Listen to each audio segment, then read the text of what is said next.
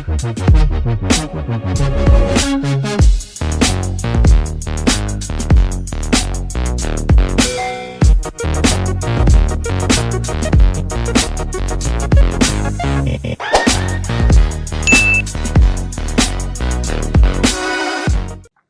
everyone, my name is Amir Debra. I am an entertainment and lifestyle blogger, and I'm really excited about this interview that's coming up with Nkonkonsa. So stick and stay.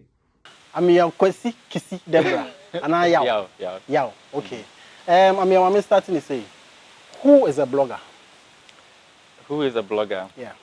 It's a bit of a difficult way to describe it because when I started, it has evolved to now represent a number of things. But basically, a blog is seen as an entry that somebody makes to share experience about something, to share views about something, and things like that. So you should look at it like a diary. Like people would make a diary entry into their books. This time they only put it into a web blog, and so that is where the idea for blogging sort of stems from. And then it's evolved. It's taken many forms now. Now we have individuals doing it, we have groups doing it, and then we even have it being done more in the form of news, and also now it sits across different platforms than just technically having a specific portal where you put the information. So that's how I would describe a blog. Okay. And who is Amir Debra? Amir Debra is a cool, shy guy, minding my business, who found myself doing something everybody is calling blogging nowadays. And it's made me very sort of social in a way, because although I'm a very quiet person, I'm very sociable on social media. People have access to me. I interact with people, and so I have sort of won myself into the hearts of people through this platform. And so this is where we are. We started after KNUST. I won an award. And Which year KNUST? KNUST I completed in 2005. What did you study at KNUST? I studied BA Publishing Studies. Okay. So in the end of the year, I won an award for Best Publishing Student, and that award was sponsored by Ovation Magazine. Okay. And as part of the package, I had some little money, and then they were also supposed to give me the opportunity to do my national service with them. Okay. So after school, I didn't give it too much thought. I was like, oh, national service right then. And national service postings came, and then I found out they had posted me to Tema. I was going to be with the secretariat. It wasn't so exciting, so I said, oh, let me take this offer that these people made.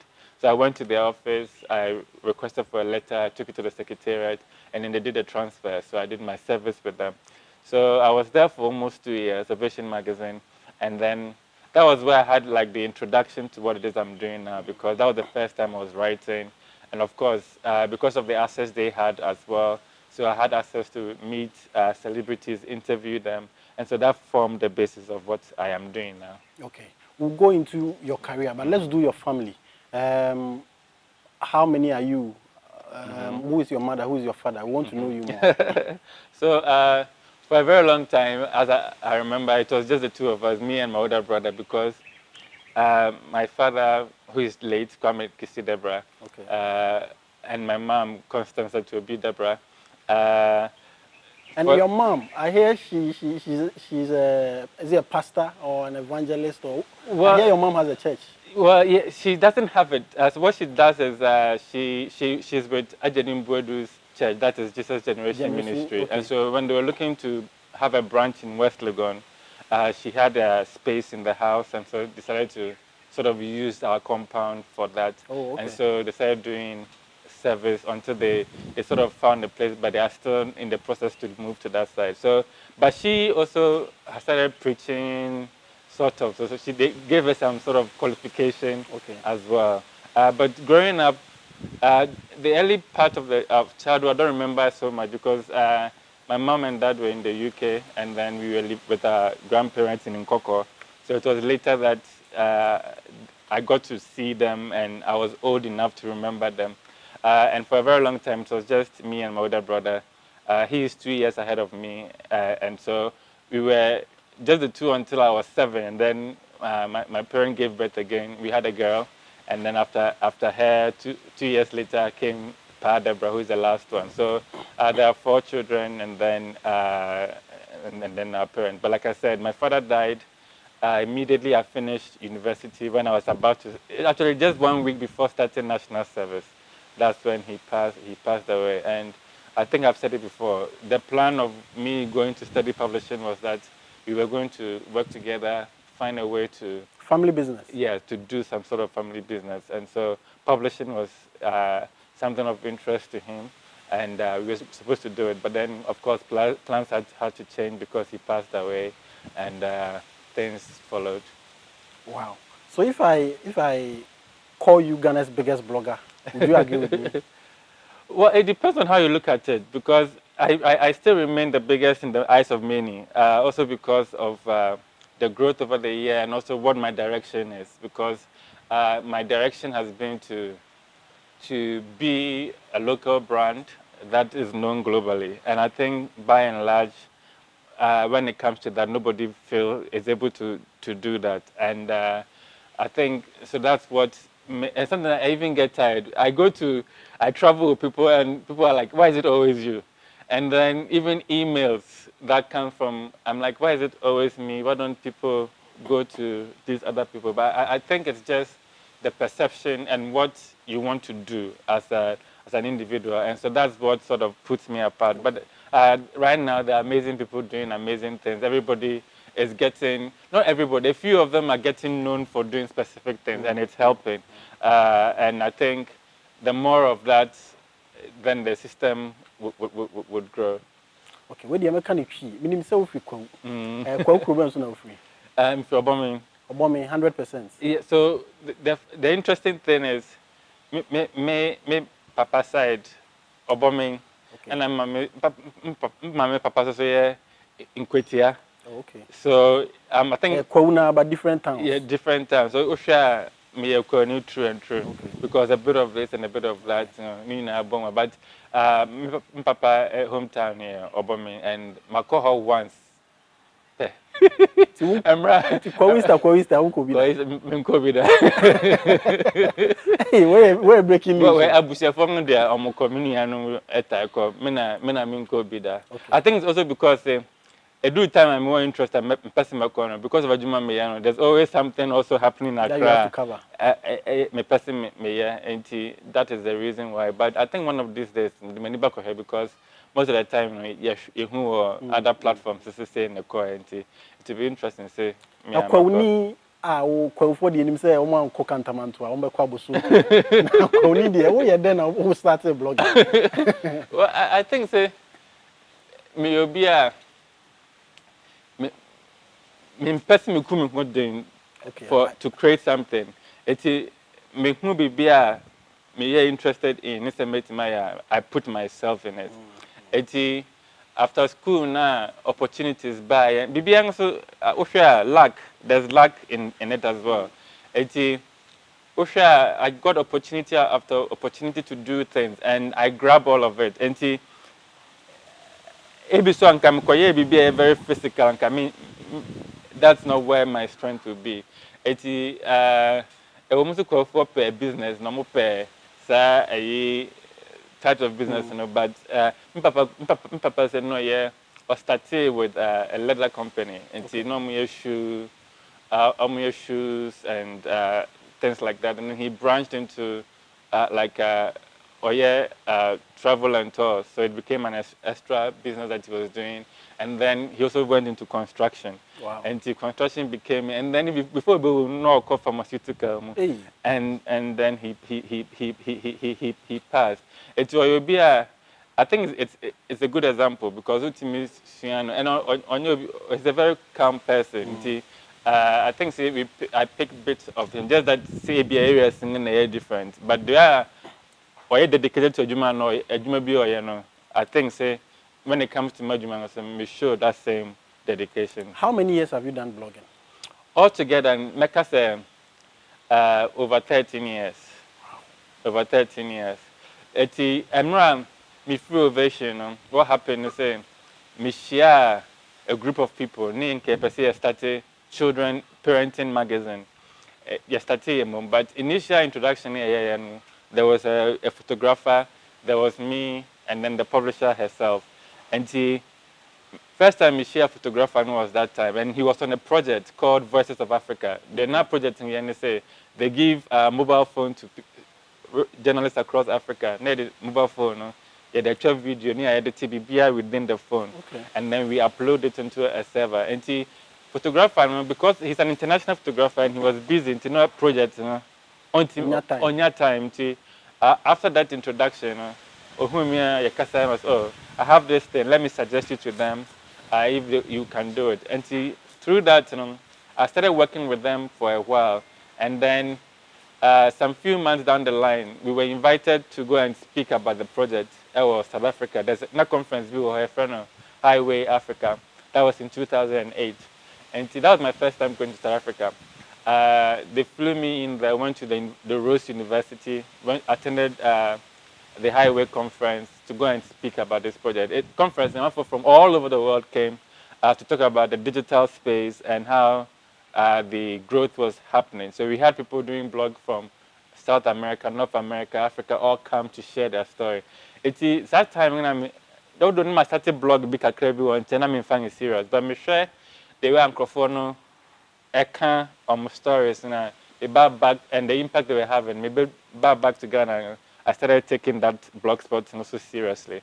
And then eventually, Chris Vin said, "Oh, you're Ghana celebrities," and also contacted me because no per content, and of course, all UK or Niha now here we be pictures, videos.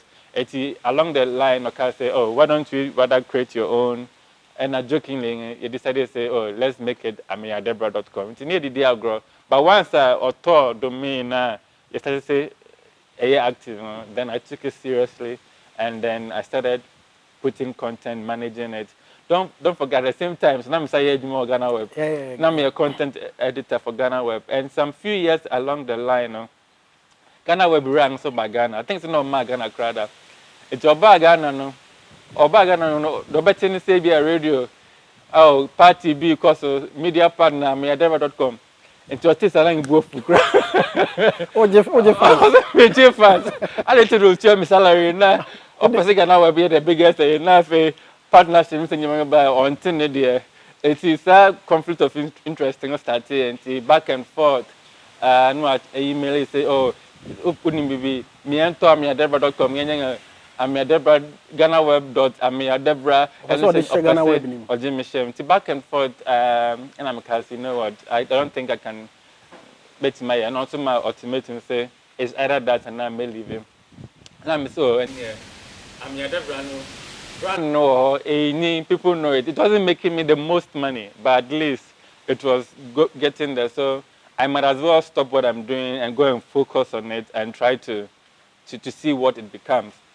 And I had my first challenge because when you say blogging, always start here, or best a year, Google adverts. Now me free Ghana Web, me salary, me here sikani mumwa. Now best just 2 months now Google first sending me email say, "Oma bani, there he say." Sika minya from previous month so mutiana because of Oma bani meetings. Now I had to change my strategy because yes, I mean it.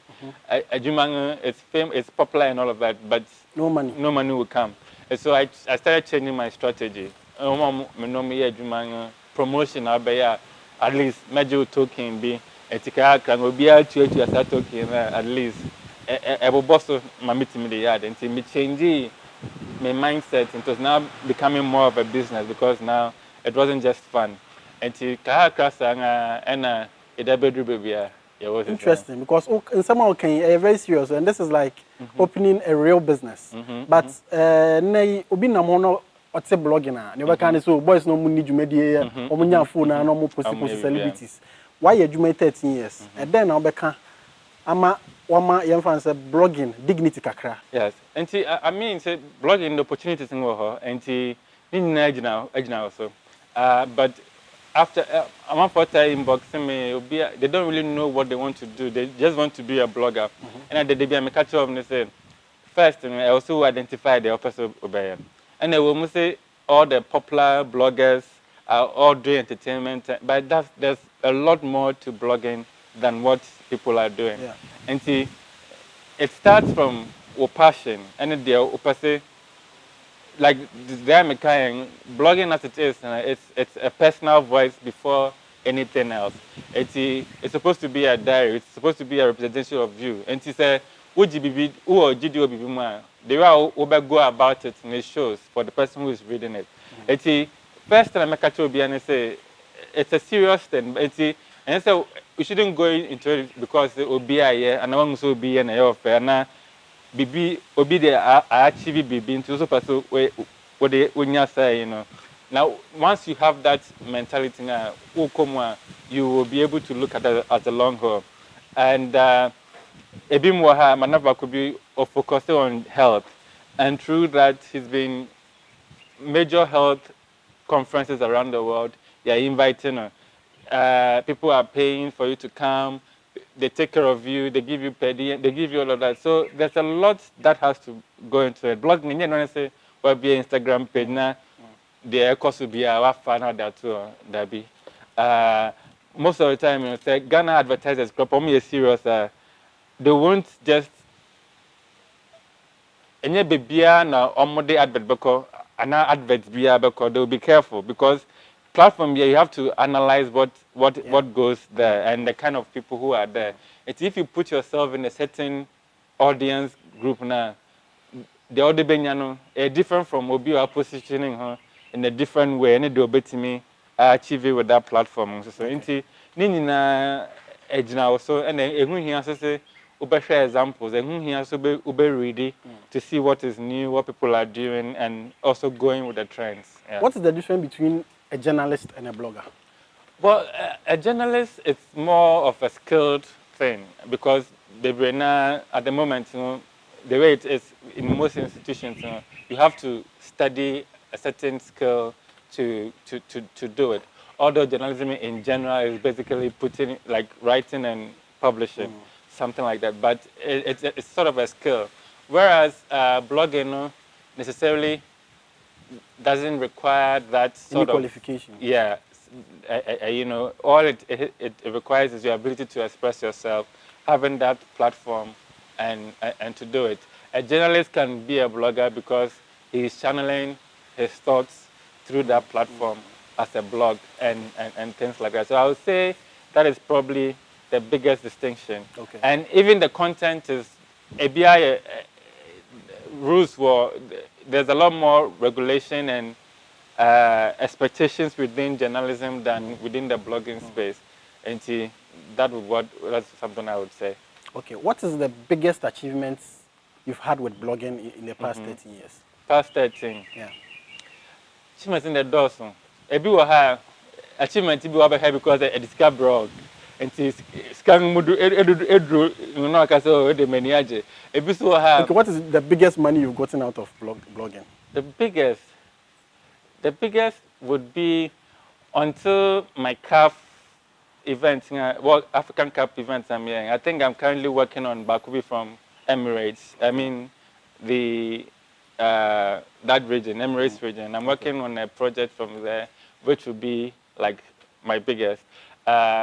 And like, how much are we looking at? I cannot say because are we looking at $1 million, $100,000? Hey, million. $500,000. That's too much because it's just a short project. Okay. And see, yeah, between 15,000. I'm asking you all this to between 5,000 and 15,000 dollars. Yeah. Okay, the one that is coming or the one that you've already I can't say because contract. Most of these things are contracts. So you don't have to put it.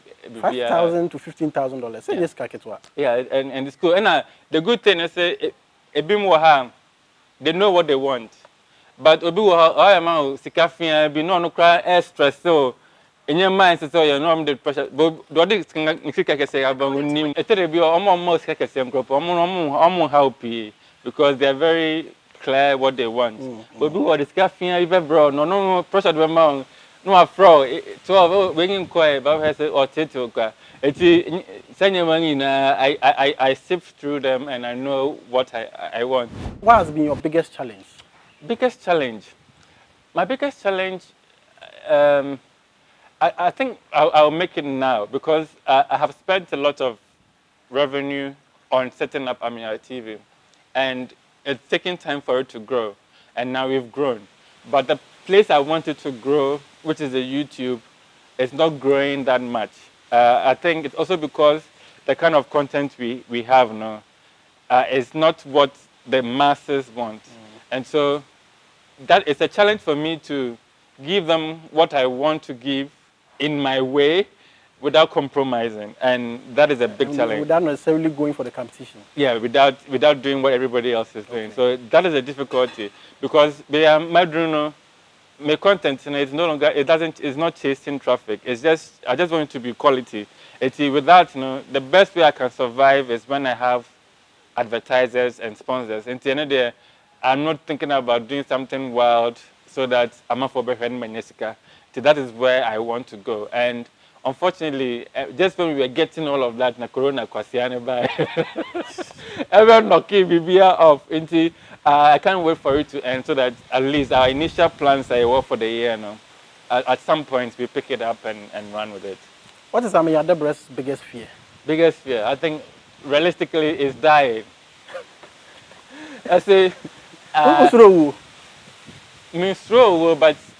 life. Okay. And so the absence of that life, I fear what it is. And the people that I love, the people that I impact, how that void would mean to them. And that is what the fear is. What is your biggest regret? Biggest regret? My biggest regret would be not marrying or giving birth earlier. Okay. I think if I had done that earlier now. Why do you regret? Because I'm almost a certain age. 40. And you're almost 40. Yeah. And if you are not giving birth, and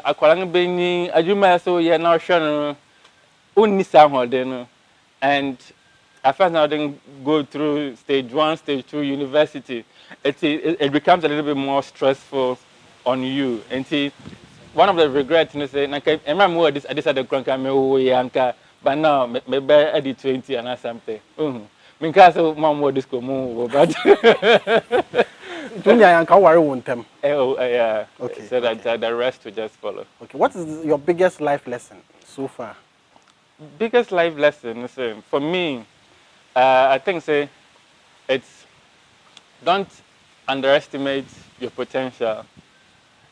Using Miami as an example, Mr. T and Manjin say what I have been able to do, I could do. But nonetheless, I gave it my best. It's in my life lesson is don't underestimate yourself. Okay. And also work towards your dreams. Okay, so let's talk about marriage. How and when did you decide to settle down? Because we know there are a lot of women, there are a lot of issues. You're always busy. So when did you decide to settle down? And why did you decide to settle down at that time?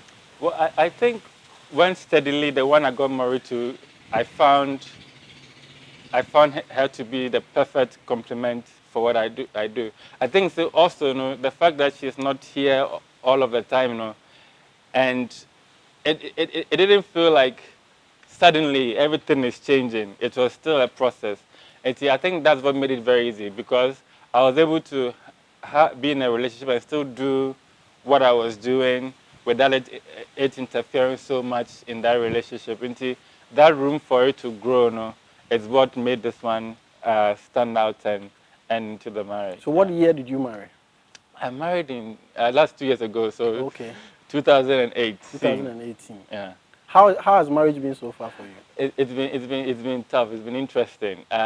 We've had challenges, and I think even ours is particularly interesting again because we're Ghana, in Ghana. My son is also not in Ghana, and it's either say member to Koyako and number to Koyaba, and all these dynamics, it makes it.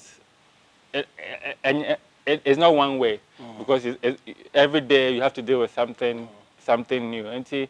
But it's a lot of learning, living with somebody, having a child. It's a lot of. Tell us about your wife. What do you want want her to know? name? She's at Elsina. What does she do? You said she lives outside. Where does she live? Well, I think most people know by now because sometimes they posted a picture of what she is in the Navy. Oh, okay. Yeah. In UK, America, where? US. In America. No. Oh, so you're married to a Navy officer. An American Navy officer. Wow. And you have a baby. How old? And what's his name? Nathan is, he'll be 3 in November. So he's a little, about 2.5 years, like I would say now. Yeah. Wow. So your work and marriage, how do you combine it? I try to find a balance. Like I said earlier, because of the situation, not always being together and all of that, so it presents different ways to deal with it. But I make room for that. I mean, sometimes I have to travel to the US at least 3 times a year just to go and have that connection and all of that. So yes, we are making the best out of a very difficult situation. So I can say Ameyaw Debra is in a distance relationship or distance marriage. Yeah, it's a very distant one. How easy is distance relationship? It's not. You have to deal with time differences, availability of each other. It's not easy. But we live in times where communications make it. I mean, all these digital platforms, WhatsApp, video calls, it sort of bridges the gap, but it's still difficult to deal with. Okay. So do you think that the distance can affect you in any way, your marriage or your career? Well, I'm trying for it not to. So even in terms of career, you see that every now and then, even when I go to the US, I try to still be working there in terms of getting content from that space.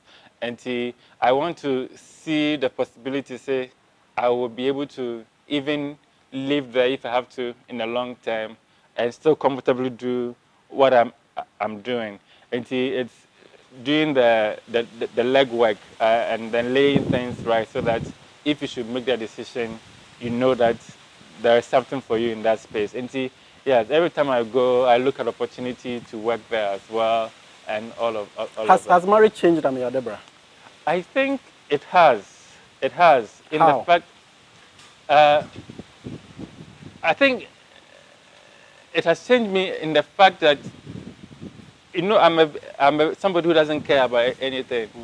But I think just after our marriage, A+ left something, and then I saw how it affected the family, my wife, and all of that. So it makes you think that, well, you could even joke about it and all of that, but other people are involved. And yes, I know sometimes it makes you a little careful.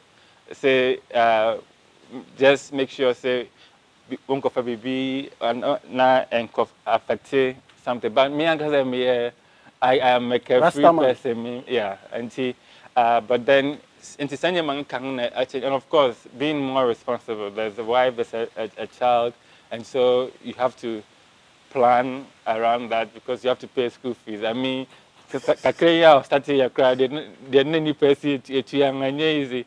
It's that it wakes you up and changes you in some way. Okay. Would you say marriage is underrated? It's overrated. Marriage is overrated.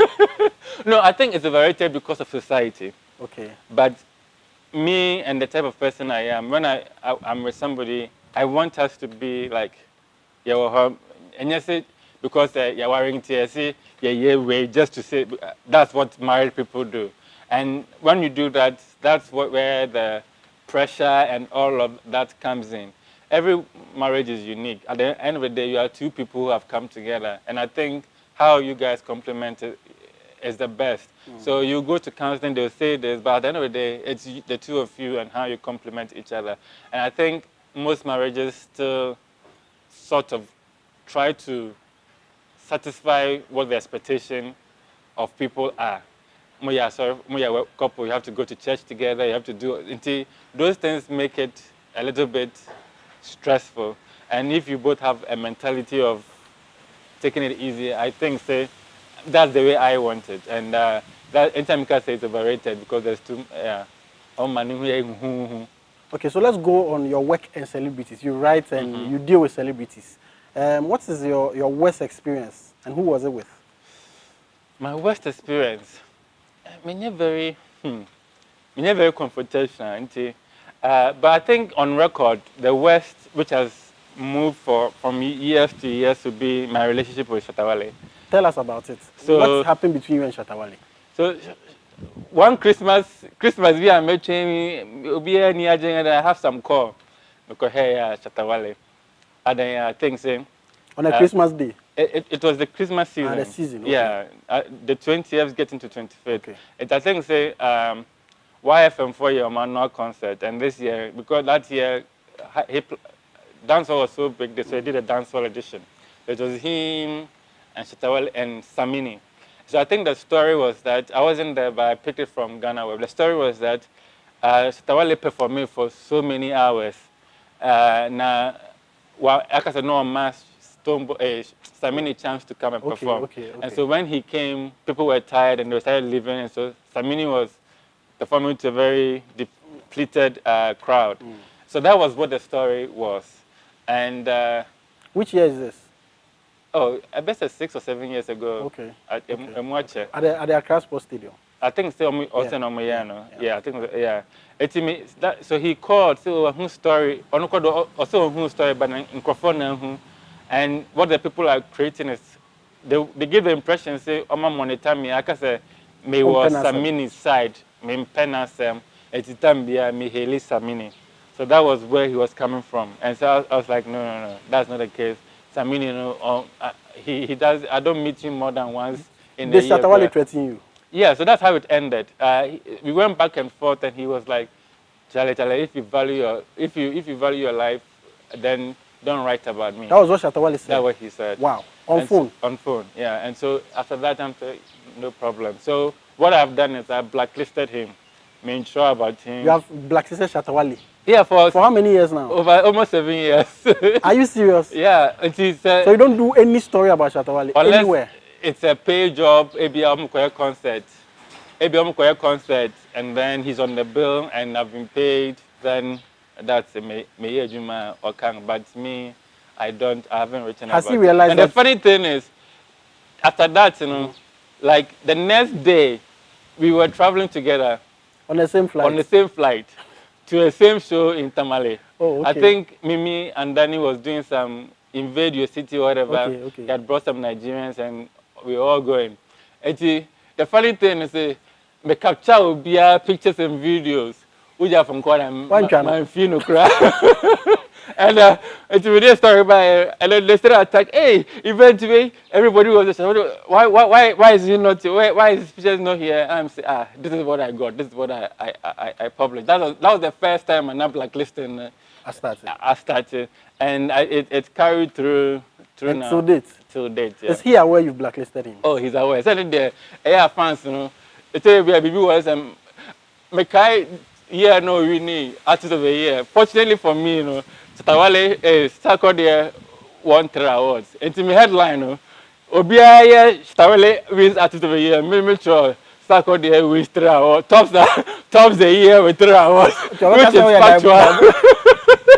But I mean, when it comes to the list of winners, then you didn't win because I cannot take him out because that is the fact of what it is. But say I would just write about him as another. I don't do it, and it's been fun. I mean, if I haven't written about the most influential person in the world, you are still surviving for 6 years, and I've survived. It shows you that sometimes people talk. So Chatawale hasn't communicated with you since then. So the only time he tried to communicate to me was through Ameyaw TV.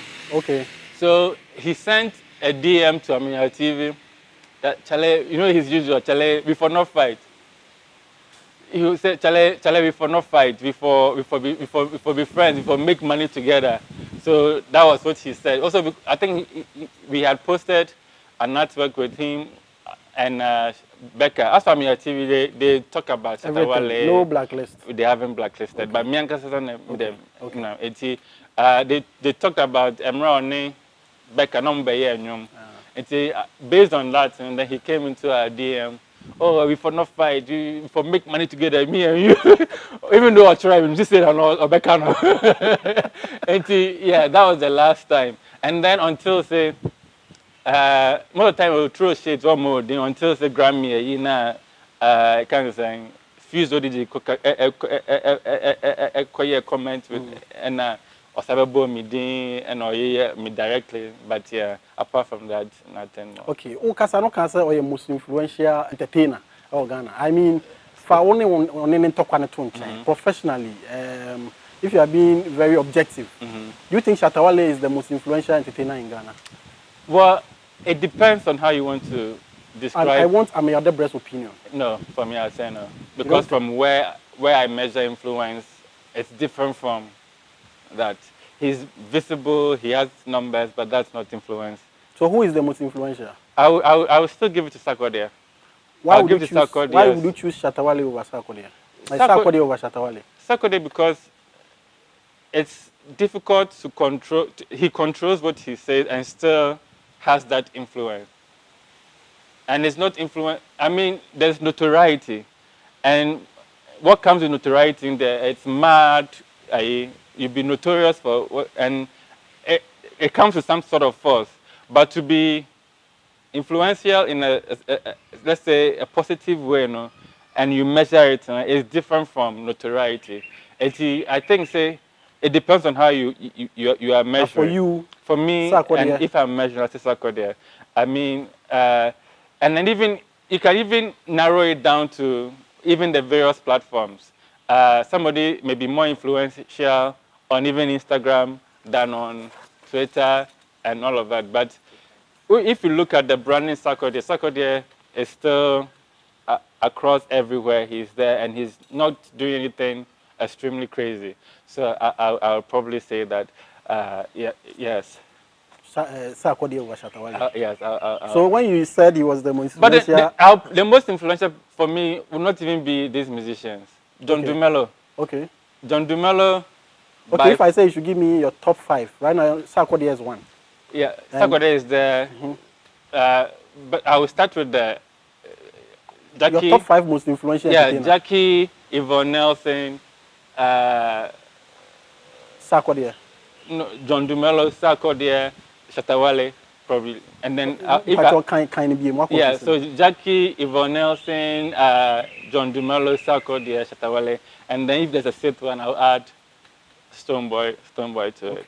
Wow. But people, because Jackie no money, numbers, what they can do is we are playing with the but we are always looking at the musicians because they are more out there. So you think that the movie stars are more influential than the music stars? Yes, I think it's also because it's the... Hey, Nana, we saw Mark Brown. Mark Brown too is there because Mark Brown has... So will you change your you can change it, don't worry. Let's make it 10. Let's make 10. Okay, your top 10 most influential entertainers. Let's go. Top 10. So Jackie, Yvonne, John, Sarkodie, Chatawale, Stoneboy, Nama Mark Brown. Who else? I will probably bring Jocelyn in there. Okay. Jocelyn will be there too. Oh, Maka. Go on my blog. I'll put the rest there. Okay, so we have 8 now. You have 8 we'll deal with that for now. But I mean, I didn't hear Jacko. I didn't hear Lewin. That's and I didn't hear any media personality. That's because they are all entertainers. They are, but when it comes to the reach and things, the numbers, there are limits. Okay. There are limits to. Okay. There are limits. So there's no media person in Ameyaw Debra's top 10 most influential entertainers. Because media people are not entertainers. There should be. Well, because Sefaka is an entertainer. Not typically. Well, yeah. So the entertainers they have their jobs cut out for them. Theirs is to go on stage, entertain. So they must fall within one genre or the other. But the media people are not so much. Okay, then maybe I'll do a top 5 media personality for you. Okay. Let's go. You're going to do top 5 media personalities. Ameyaw Debra. I want to put myself first. Okay, so Ameyaw Debra. So Ameyaw Debra will come. Nanaba will come second because in terms of media, yeah, she's on traditional and she's also and then I would say Zion. I'll put Nkonkonsa, and then the 5th person should be who? Abeku Santana. Yeah, wow. I'll pick this. Wow. But don't quote me anyway. You're on record. Okay. Let's stay on the celebrities for a few more minutes. I know A Plus came at you. What happened with you and A Plus? For me, the sad thing is I still don't know. I But honestly, he mentioned that there was a fire at your wedding and he yeah, refused to put but- a story out about it. But if it was somebody else, which was not true. I mean, I made a post on Instagram and it's still there about the fire and everything else. so there was a fire. There was, and for me, it's not a big deal. But for me, the issue is what made him want to make a big deal out of that. That is, it's still not clear to me what the issue is. Because he had told people that I've insulted the wife, and I still don't remember me doing that. Have you done any story about A Plus's wife before? No. Plenty, until that incident that I stopped. There's only one that even the wife herself came in, and even that one, it wasn't bad because there was a throwback picture, and then I also posted it that, throwback of the week, Ekusiavi there and there. So if that was the start of it, I don't know. But and even that because I explained myself to. So have you blacklisted A Plus? I think I have. I've blacklisted A Yeah, Plus. I haven't written. So since your wedding. Yeah. So this is 2 years now. 2 years, yeah. Wow. Who else have you blacklisted? I don't think I've blacklisted anybody else. No, I haven't. And now there is Asem. No, Asem. What is going on between you and Asem? So Asem's on there. You know, Asem is also from Kwao. So I've always hailed him. And I've been like, oh, my Kwao brother and all of that. So there's no issue. But this week, I think I made an article. I recently made an article about a concert that is going to be held. And in the story, because it was a press release sent to me, I went by the press. And in it, they had not mentioned, from Ghana, they only mentioned Stonebwoy. So I published it, Stonebwoy, ABCD, perform, blah, blah, blah. And then Manifest fans came at me that, oh, I am Sarkodie, and so I'm always bigging up only Sarkodie and BIM. They see me, for some reason, they see me to be Sarkodie and BIM Nation. I don't know why. And you are anti-Shatta. And I don't know why people would think that. So that's how it started. So the first comment Asem made was like, oh, Ameyaw, he's biased. Also because he's also having issues with Sarkodie now. So he came in that tone to say, Ameyaw, there is bias. He only does this. And then the next thing he said was to say, was the one that I responded to, which was like saying that we do copy and paste and we built our brand off the back of people and even GIJ would not accept me. I'm a disgrace and all of that. So that was the one I responded to. Talk about bloggers and how celebrities react, especially when you do negative stories about them. What are some of the experiences you've had? For me, I tend to want to explain to them from media position and then them, because they often say bloggers, media do negative stories, and I ask them, what is negative story? If you have slapped somebody and it happened and then the guy mentioned that you have slapped ABC, you shouldn't have a problem because it's the truth, it's the fact. But if what the person is saying is not true, then you have every reason to have a case. So I have a problem when people are talking about facts and then the people who these things affect are now saying that you're being negative, because at the end of the day, it's the truth. So for me, that's how I tend to look at it. So bloggers do not deliberately do negative stories about celebrities? They do. And for me, it's terrible. I find it utterly offensive and repulsive when I say it. And a lot of it has been happening on YouTube. And when I go there, I sometimes, I don't know how to describe, but it's terrible. And unfortunately, that's what we have to compete with, because that kind of content is getting a lot of attention and it's making us lose our numbers. This issue of doing negative stories and positive stories, almost everybody has said it. Chatawale, Yvonne Nelson, Sarkodie at some point, Stonebwoy. What is it about celebrities and painting the picture that media people, especially bloggers, deliberately go out to do negative stories about them? Well, to still go back to my definition of negative and what's not. Like I said, if they deliberately do story that is false, that one It's wrong. It's wrong, and they have to voice it out. But if they do a story that is true, but not in their favor, they shouldn't complain. They may, at best, react to it and say, "Oh, it happened because of A, B, C." You own up. That's when you have to be real. And it's only a few of them that are very real in these instances and own up to their mistakes. Very few always want to be like the one that, yes, talk only good things about me. And that's a problem most of the people put up. But like I said, if it's false, as for me, I'm 100% for that. They have every case to be angry. And even if they have to sue, they should. And yeah. And there's this issue about celebrities and the fact that you are their friend. I know Jocelyn Duma is your friend. Right? I know Jackie Appiah is your friend. So, for instance, if there's a negative story about Jackie Appiah, you do it.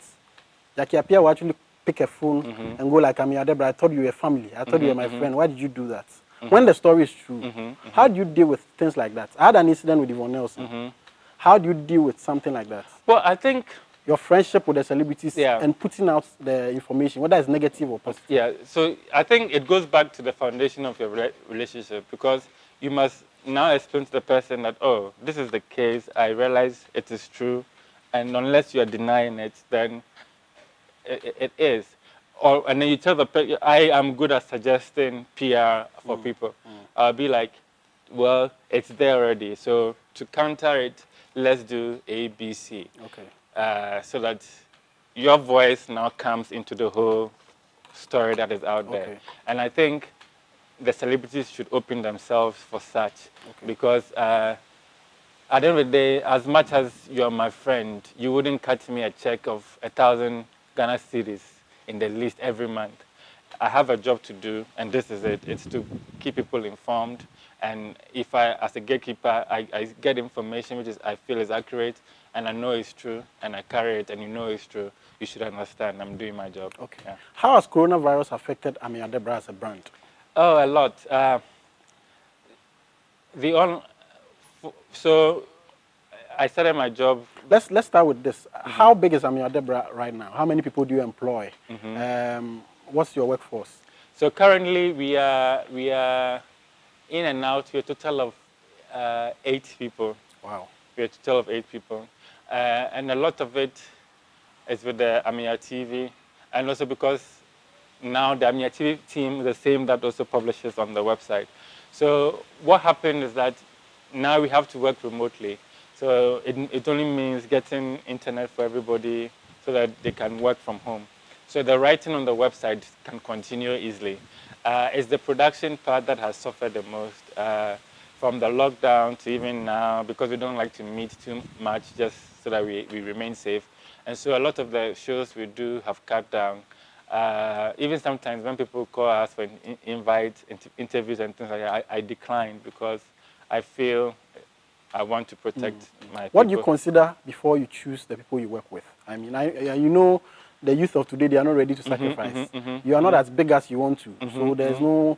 The money is not as much as it should be. How are you able to figure out that this guy is passionate, it's not about money, let me choose him, from your presenters to your technical guys? How do you do that? Yeah, so that's a very good question. And so the first time I started working with these people was, again, on the project Ameyaw TV.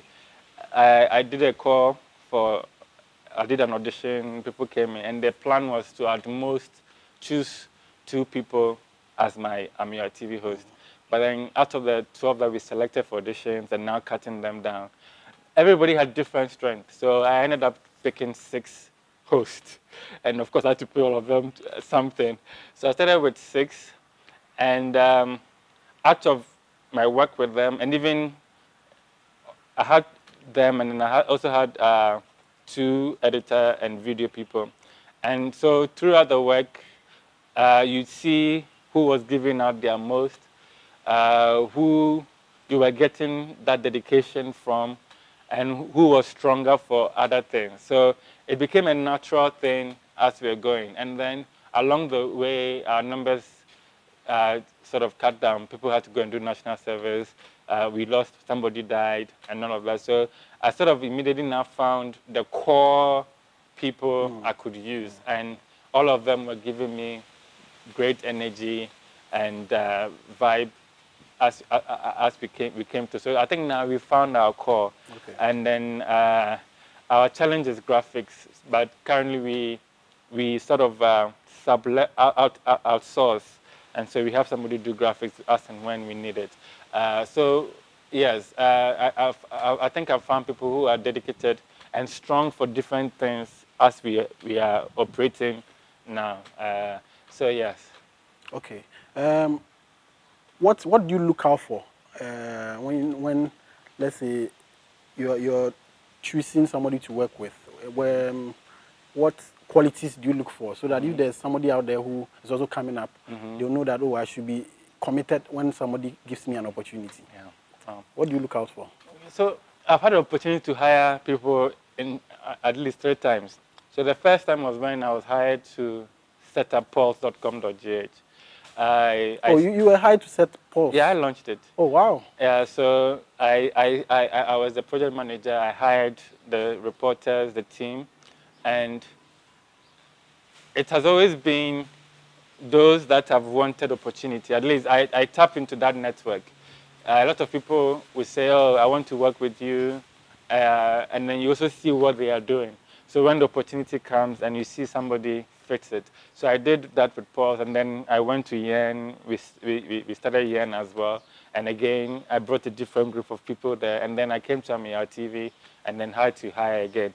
And for me, it's always people who want to, who you can tell when you see them, the drive is there. Okay. And then sometimes you can get it wrong. But then even when you get it wrong, you can channel that person to do something else that is even more what you expect. Because sometimes somebody would think he can do something, you put him in there and he can't do it, but then he's good for something else. So you now have to sort of prop him up to take up that new role.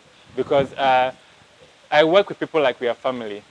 And we work as a team, as a family. And so what I would do with my brother, even he can't do something, I'll find what he can do. So that's how I work. Let's go to the fun part, the fun part of you.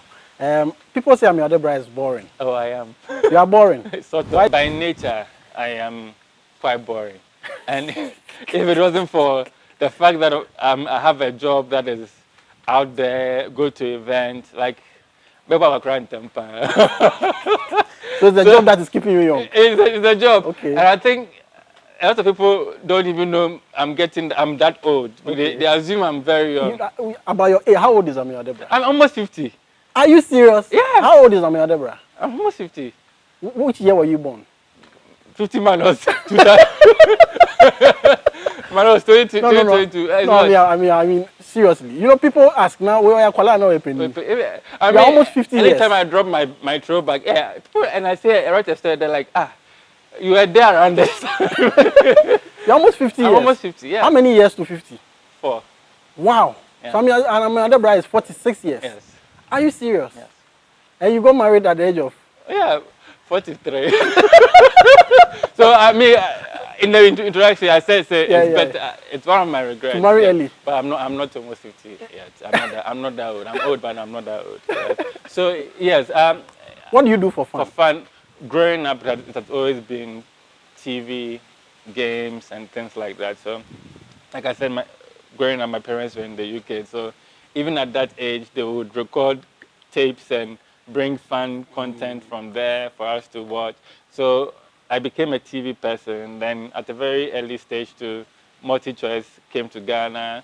So there was DSTV. It wasn't DSTV. There was Mnet and all the other channels. So we had access to all this content again. And so for a very long time, it has been that I've been a TV person. And no, I also played football. Okay. Hey. People, you know, in school I wouldn't play because they would laugh at you. But when I come to the neighborhood, I was brilliant. I scored the most goals, the most brilliant goals. We played, I was good at football when it comes to physical games. But apart from that, it had been television. So what are your hobbies? Digital. At the moment, I'll say sex, TV, because I'm married. I'm now married. I'll say sex.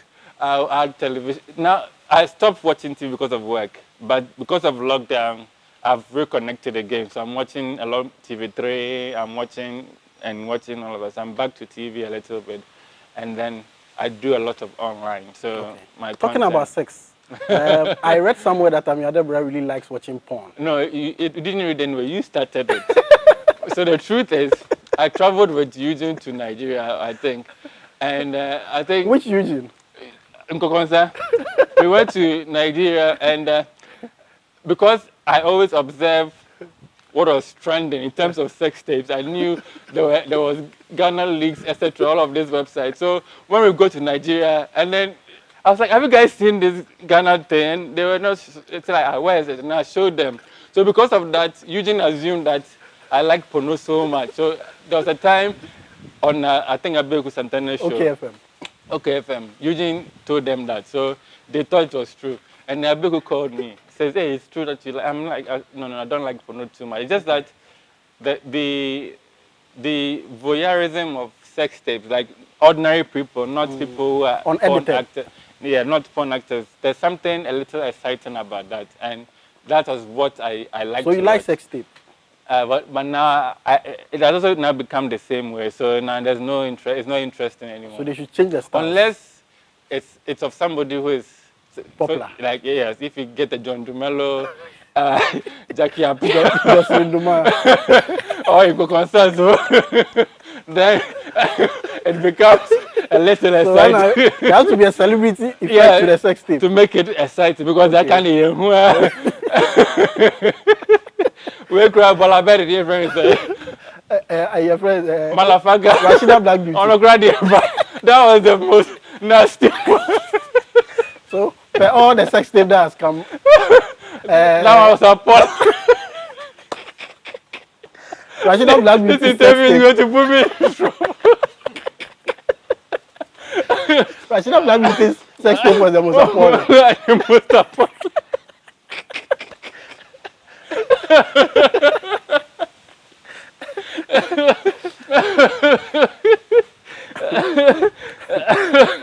Which one is your best? The one that I think there was this Novena. There was this story about this Novena boy who had a series that got. Oh yeah. I think that was.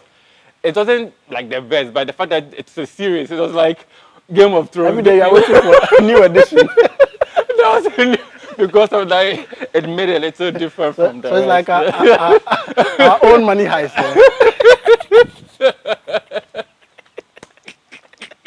Okay, Ameyaw, I know you've traveled the world with blogging. Give us the list, at least the ones you remember so far. The celebrities you've met. I mean, tried. So I think for now, I've seen almost all my favorites. Almost all of them. I've seen Alicia. I've not seen Alicia Keys. Okay. I've seen John Legend. John Academy from Uganda first. Okay. I've seen Asha. I've seen almost all my favorite American stars on one stage or the other. Out of all the celebrities you've met, I mean, which one is your favorite? If I say favorite, meeting them in person and their relations with you, which one is your favorite? I would probably say. I'll mention Omotola. Okay. Because Omotola always feels, maybe if I go to Nigeria at an event and she sees me, she'll go, "Hey, Amir, you're here. You didn't tell me you're coming." Then she'll hug you. Okay. So you get that very personal relationship with her. And also, although I met Ambarosa a very short time, she was a very, very sweet person because until that, we didn't give her a lot of chance. We only saw her nudity and all of that. But even the way she speaks and takes her time to talk to you, she's a very sweet person inward. Yeah, so she's one of, and also interviewing her was one of my favorite highlights because of how far that interview traveled. So I will probably mention her as well. Okay, talking about Nigeria, Linda Ikeji comes to mind immediately you mention Nigeria. What do they have that we don't have? What are they doing right that Ghanaian bloggers are not doing? So, to be honest, I think we have kick-ass platforms in Ghana that will kick them anytime. But the difference is the ecosystem, the environment. Nigeria is such a way that there's a lot more money there and they spend a lot more in such spaces as ours. And for me, that is the biggest difference. When it comes to Ghana, we don't see enough advertising, even if it's directly on our platform or even through Google adverts, etc. People are just not putting enough into advertising online like they are. And there's a lot more advertising going on. So people in the space, people with numbers are able to tap into it and get it. I think that is the biggest difference. And it's not a matter of they're doing something more than we are. Okay. It's just that space has, there's a lot of things that you can do to get money. Okay. And yeah, people support. Putting all your platforms together, Ameyaw Debra as a brand, how much numbers do you control? Instagram, Facebook, Twitter, YouTube, putting all So we together. are pushing towards 2 million. 2 million followers. Yeah, we are pushing everything cut combined. across. Wow. We are pushing, and then across board, in terms of impression, within a month, 15 million. Wow. And Across board. sometimes I get the 15 million only on Twitter in a week. Wow. So it depends. If I put everything, sometimes we are getting 50 million and more and stuff like that. So I think that is one of my strengths. And I think it's also because of the way I wanted to build the brand. So everything is connected. I know how each one behaves differently from the other. And then I want each one to represent a certain way I want to control it. And so that is how I've managed to grow and engage and grow. What is the future for Ameyaw Debra?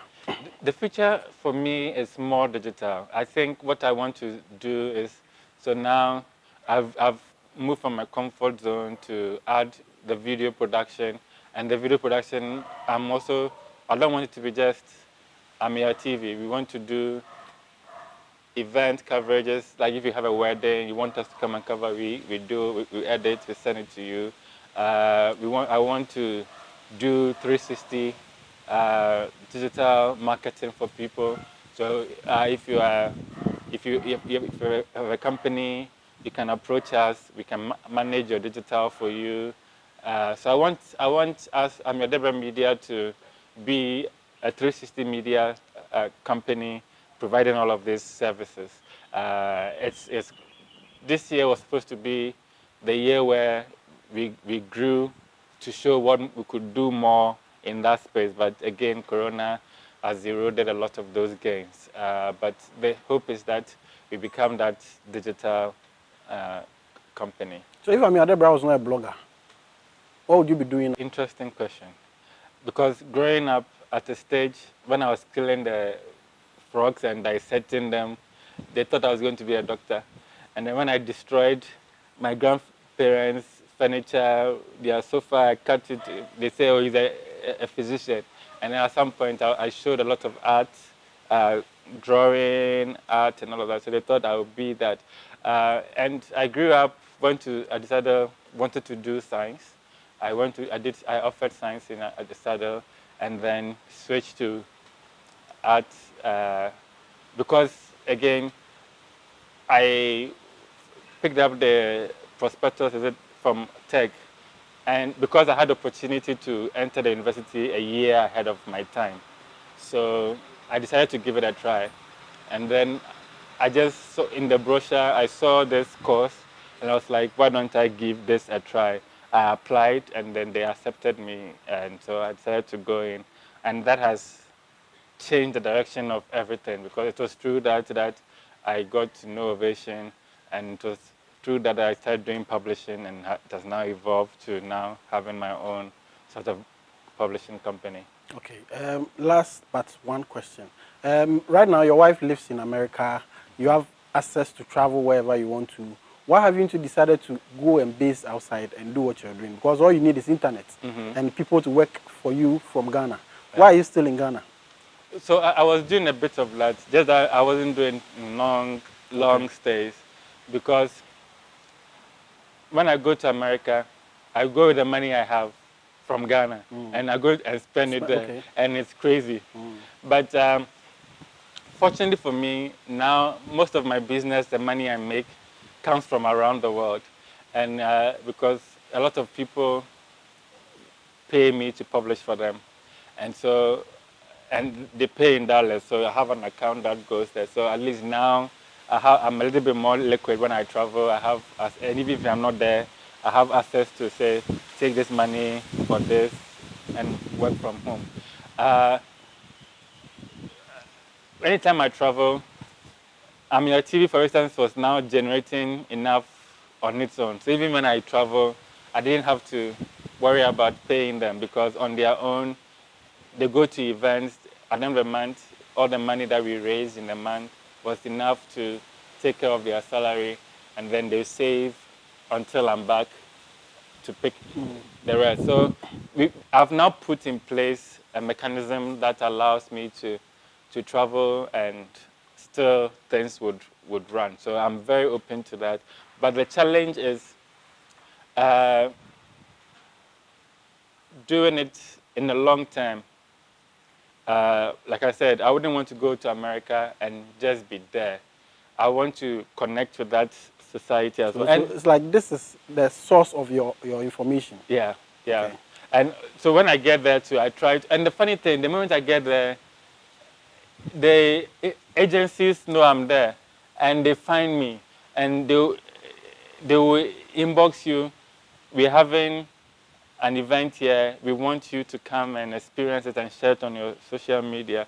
I've been invited by restaurants. I've been invited by a cruise, a ship, an expensive, like a cruise, boat cruise experience.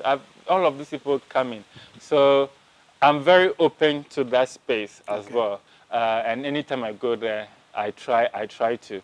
So, but the challenge is long term, because there's somebody like Mr. CNN who has worked within that space, but also because he lives there, he has access to everybody if they need them. So I want to be a bit of that, a modern voice to it, capture the way I want my content to be. But then again, it's still as to how far it opens itself for me to do that. Okay. What's your lowest moment? I mean, have you had any moments where you're almost fed up, you were almost giving up? Giving up. Well, I think, yes, it's more recently. Recently, when there's money and everything? No, more recently because, remember, I had a wedding. Just that same month, I started a new venture, Ameyaw TV, bought new equipment, hired people. So at a point, it was money going away. Every month, money is going away. School fees also came in. And so every month, it was money going away. And then you see the project that is taking the money away. Let's say Ameyaw TV. How much money is it even bringing in? And all that stress was there. But like I said, we got to a point where Ameyaw TV was taking care of itself. So now, once the people have their salaries, they've generated it, I'm happy. And then Corona came. Because, like I said, when the events, when we are up and running, we get paid events that we cover and deliver for people. So it was looking good. But at the stage when it was all not happening and it was all money going, it got quite frustrated. So I would say that period was the time. And how did you get out of it? I think I can't believe in myself that just like I've made everything work, this thing too can work. So I should just give it 1 more year, 6 more months, so that because I always saw the potential. Because you do something and somebody will inbox and say, oh, that's lovely. It shows you that it is there. And then, so all the potential that I see every now and then was something that kept me going. And I mean, our page, even our Instagram page on Ameyaw TV is doing fantastically well. And everything is growing back again. So that was one of the... Finally, anything you want to say to anybody who will watch this interview? All right, guys, collaborate and listen.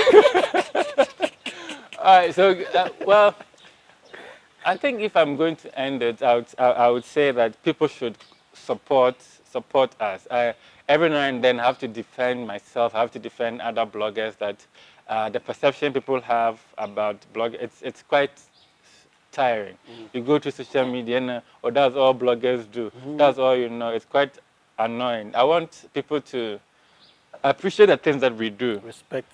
And respect it. It's a lot of work. Look at Zion Felix. Even through this crazy period, he's always out there trying to get entertainment. Of course, it's business for him, but at the end of the day, you should see the sacrifices these people are putting out, and then respect the craft, and also support us.